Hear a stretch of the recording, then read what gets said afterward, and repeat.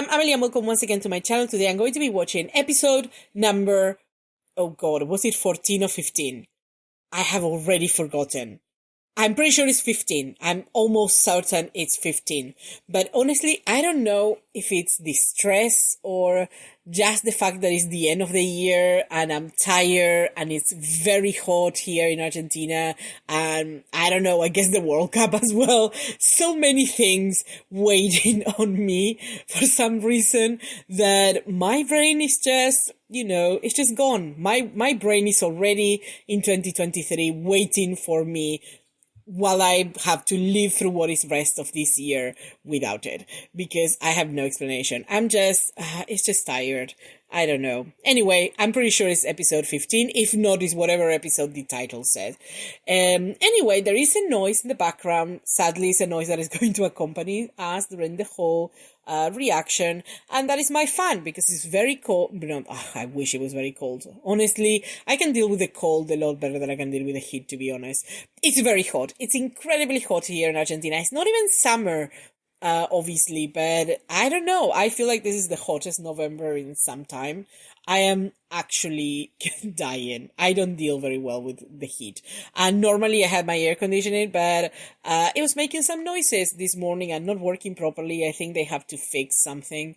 So I'm having a technician coming to see it tomorrow. But, obviously I can use it in the meantime, so I have to use the fan. And I needed to record this today, so that's what we get. We get the sound of a fan constantly there. But, if there's any consolation, at least I'm not that hot. I am fairly fine, which is high praise for this time of the year. My God, I don't even want to imagine what the summer is going to be like. If you're already getting temperatures over the 30 degrees here, I don't want to imagine. I know there are some places that get worse temperatures, but I don't live in these places. I live in this one, and this is hot enough. Like, over 30 is already hot enough. I don't want any more. So, nothing. I'm going to stop complaining about the weather and just continue with the show.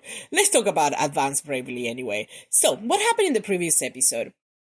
The previous episode, as far as I remember, started with Yuan Zong cooking for Xiao and Xiao being very enthusiastic about it. Like, he was literally eating everything. And Yuan Zong was just looking at him, just happy to be able to provide for his sugar baby. And that was pretty sweet. I liked it. I like Yuan Zong cooking and, them being domestic in that way, I guess. Anyway, after that, Xiao visited some of his friends. First, he went to see Peng Se. He said some very interesting things. We met the girl that he likes. It was interesting, let's just say. It was an interesting interesting meeting her. And the guy that he's using to pretend to be gay is also there. He wasn't happy. I feel like maybe sadly this guy has feelings for Peng Se, which honestly, what a waste. He could do so much better. But Peng Se seems to be in denial about it. I am guessing that at some point he's going to realize and they'll get together or something. I don't know. Anyway, then he went to visit Dayu still obsessed with Wang Zishui, I think. Was it Wang Zishui? I think it was. So anyway, he was still obsessed with this guy who has stolen his things in back in his house. And then again, when they meet, he has also stolen his watch. So anyway, he was just mad. He wanted to kill him, which I thought it was pretty violent, and like, why are you still hung up on this? Like, let it go. Just relax. It's over. Just don't meet him again, and that's it. Be careful the next time. But no. Wang Yu is absolutely obsessed. Wang Yu? No, Dayu. Dayu. Is it Dayu? Yes. Dayu is absolutely obsessed with this guy. And then, for some reason, Xiao was at his job that I still don't know what the hell he does, and he hears that one of his coworkers has an uncle that had his house like broken into, and that the guy who broke into, instead of stealing things, he pretty much drank all of the wine and was there drunk. And then he realized that it was the name of the same guy who had stolen from Dayu. So he calls Dayu for some reason, despite knowing that his friend was actually having some, murdering thoughts about this guy. He called him and he went to see him. And we know that Wang Zishu, I think, was going to prison, but not for a very long time, apparently. I don't know. There was some disappointment expressed there, but I honestly do not like Xiao's friends. I do not like them. I think probably Dayu, to me, is the worst, the one that I like the least. But to be honest, the other one is no prize. Like, he has some very interesting things about, being with a man and things like that I thought they were nonsense. And it's weird because obviously Xiao went to him after everything that is happening with Shuang, and he was like, well, but what happens? What was it that he asked? What happens if the guy, like, makes you depend on him psychologically? It's like, my God, like, it's Xiao, he's only giving you food. What are you, a cat? Like, what's happening? So, anyway, it seems like he was, this bothered Xiao for a while, but not for long, because at the end of the episode, he went to Shuang house and asked to stay. Just like, I guess I'm staying there. Again, I have the feeling, now that I make the connection, maybe Xiao is a cat, like, you had fed him, now he has rights to go into your house and sleep there.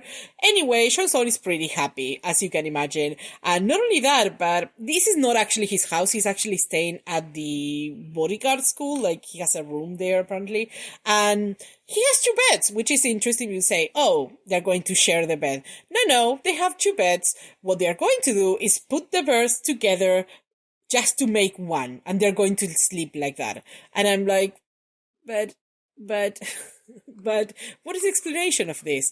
I sometimes wonder, especially watching these shows, knowing that these shows, have to be, I guess, approved by some kind of government agency that deals with censorship. Like, what was the person doing this particular censorship thinking about? Like, what did they thought it was happening there? Why are these guys sharing the bed? I don't know. This guy, honestly, this show is bonkers. Like, I like the fact that, I feel like a temptation when you do this type of shows is like, obviously taking the gay out, but then replacing it by something else so it would make sense. So instead of having just holes in your show where the gay stuff was, then you get a show that is more or less watchable with a storyline and everything. But no, this is not what they did in this show. In this show, they just got the outwardly gay things and they left the rest without changing. So what you get is the things around that don't make any sense unless the gay things are there. And of course we know the gay things are there. We recognize them. We know the context of the things because we know what's missing. But if you're just watching the show for the plot, like, honestly, where is it? Where was it? Like, so far, I find that the 2 friends of Xiao have more plot than Xiao actually has. Like, Xiao, I don't know, he's just living his best life with Shuang.